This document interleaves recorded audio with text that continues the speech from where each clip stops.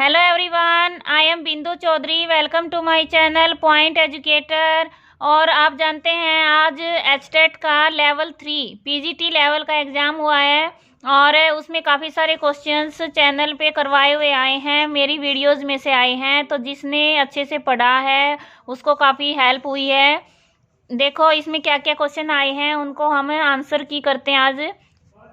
निम्नलिखित में से कौन सा उद्दीपन का वस्तुनिष्ठ बाह्य निर्धारक है? उद्दीपन क्या होता है? अटेंशन।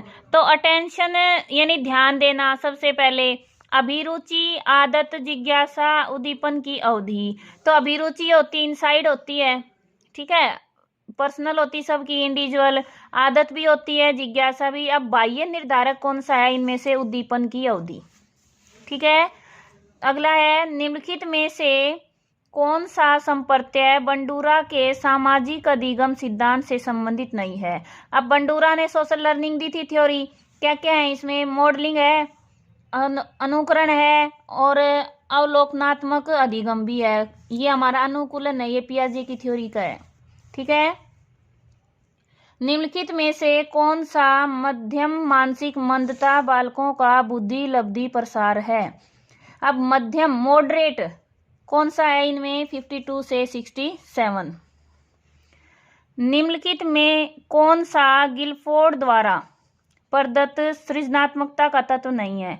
ये हमने करवाया था। इसमें फ्लेक्सिबिलिटी, ठीक है, फ्लुएंसी, ओरिजिनलिटी, ये होते हैं सृजनात्मकता के तत्व। इनमें उद्भवन है, ये नहीं होता। पेपर इतना भी मुश्किल नहीं आया था, मॉडरेट लेवल था, ना हम डिफिकल्ट कह सकते हैं ना ज़्यादा इजी कह सकते हैं। अगला क्वेश्चन है, निम्नलिखित में से कौन सा मूल्यों की दृष्टि से स्प्रेंजर द्वारा दिया गया व्यक्तित्व का प्रकार नहीं है? अब व्यक्तित्व का प्रकार बताया है इन्होंने, इसमें सैद्धांतिक, आर्थिक और ये कलात्मक है, यानी एस्थेटिक, इकोनॉमिक, और ये तीनों तो शामिल है, लेकिन सुडोल का है, ये शेल्डन का है, ठीक है, इसलिए ये आंसर आ जाएगा। नेक्स्ट है, निम्नलिखित में से कौन सा अधिगम के धनात्मक स्थानांतरण का प्रकार नहीं है? पॉजिटिव ट्रांसफर करवाए थे, इसमें जो ये हैं पार्श्व, क्रमिक और क्षैतिज, ठीक है, लेटरल, सीक्वेंस और ओरिजेंटल, ये तीनों क्या है? पॉजिटिव के हैं और शून्य है, ये इसमें अलग है। अगला है, शेल्डन ने शारीरिक गठन के आधार पर श्रेणीकरण को मानते हुए प्रबल एंडोमार्फिक व्यक्तियों का श्रेणी अनुपात क्या बताया है?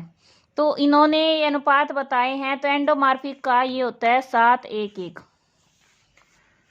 अगला है, निम्नलिखित में से कौन सी किशोरावस्था की विशेषता नहीं है? अब एडोलेसेंस की कौन सी कैरेक्टरिस्टिक नहीं है भाई?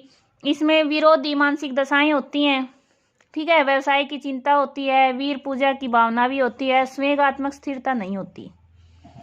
नेक्स्ट है, रोर्शा शाही धब्बा परीक्षण में कितने कार्ड उपयोग में लिए जाते हैं?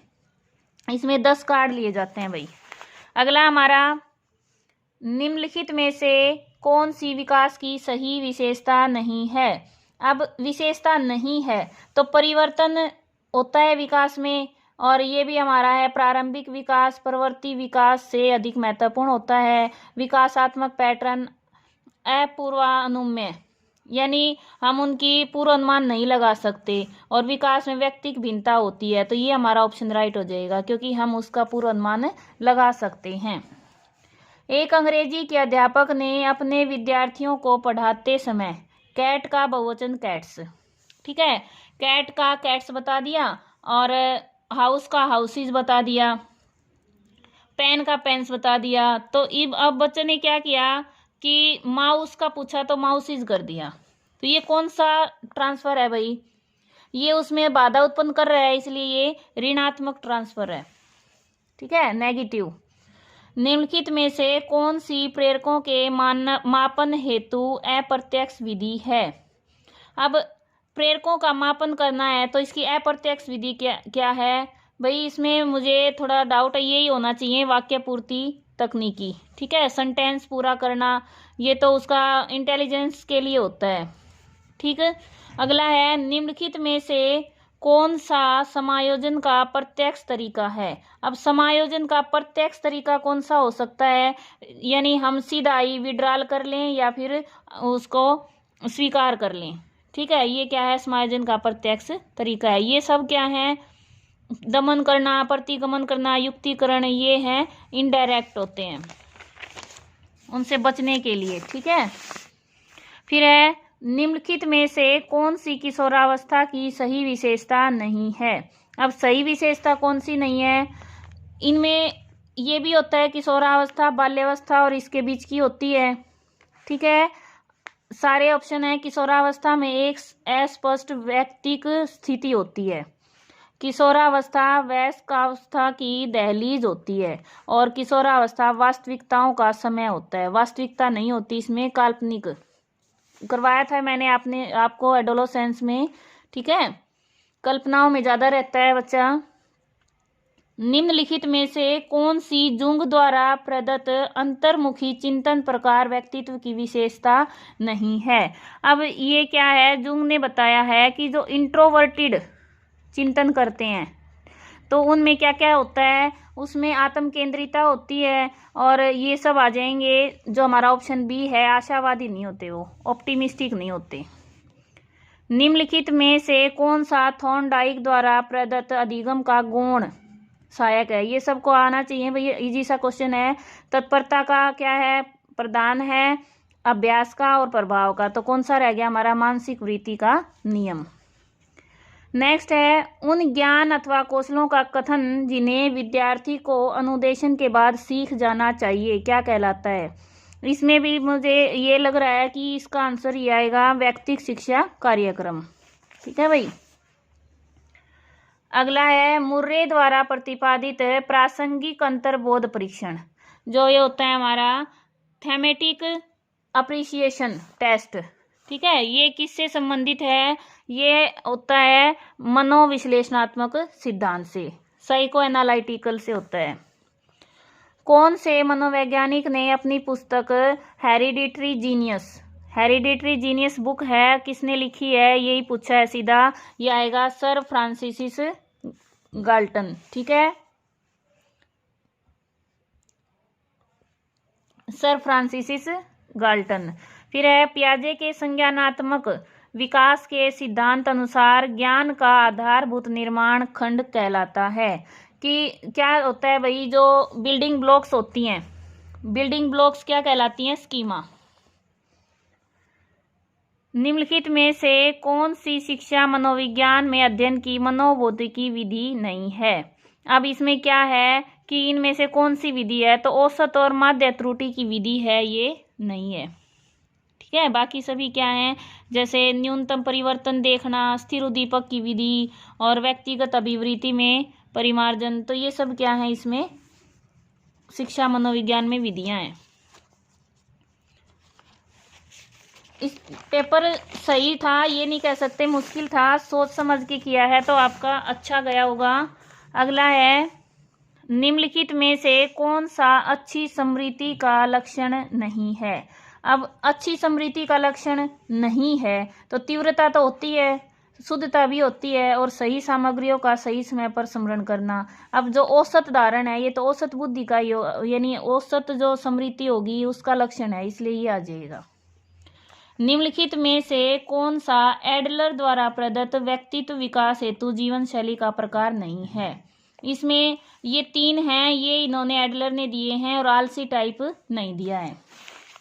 अगला है किसने कहा कि मनोविज्ञान जीवित जीव जंतुओं के बर्ताव का धनात्मक विज्ञान है? ये सर विलियम मैकडूगल ने।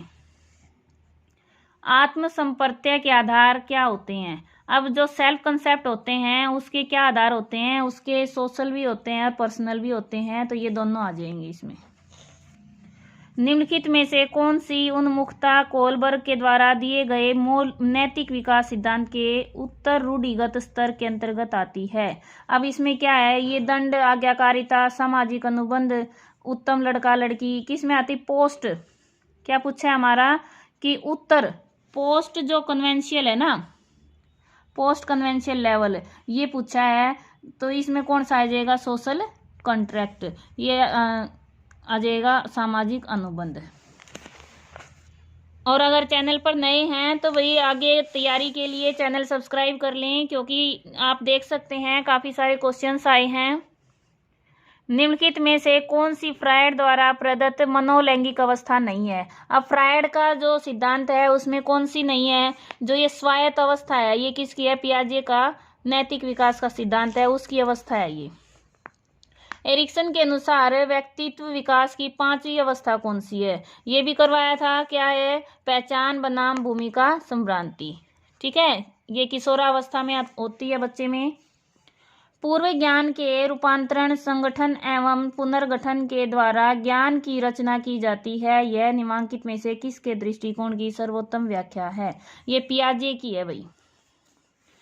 ठीक है, 16 वर्ष की आयु तक मस्तिष्क का लगभग कितना भार हो जाता है? ये वही 1400 ग्राम, 1200 से 1400 ग्राम हो जाना चाहिए, क्योंकि वयस्क हो जाता है, यहाँ पे वयस्क की दहलीज पर है तो पूर्ण विकास हो जाता है। ठीक है, तो ये हमारा 1200 ग्राम से 1400 ग्राम तक आ जाएगा। इस तरह से पेपर है वो सही आया हुआ है। आप अपने देख सकते हैं कितने क्वेश्चन सही हुए हैं। और मिलते हैं नेक्स्ट वीडियो में नए टॉपिक के साथ। और एक बात भाई, रीजनिंग और मैथ्स में तो कई क्वेश्चन डिक्टो आए हुए हैं जो मैंने करवाए थे, स्टेटमेंट भी चेंज नहीं हुई। ठीक है, अदर सब्जेक्ट्स की भी जल्दी ही वीडियो डालूंगी आंसर की के साथ। और तब तक के लिए बेस्ट ऑफ लक, क्योंकि कल लेवल 1 और लेवल 2 का पेपर होने वाला है। उसके लिए सभी को बेस्ट विशेज और पेपर अच्छा करके आना। ओके।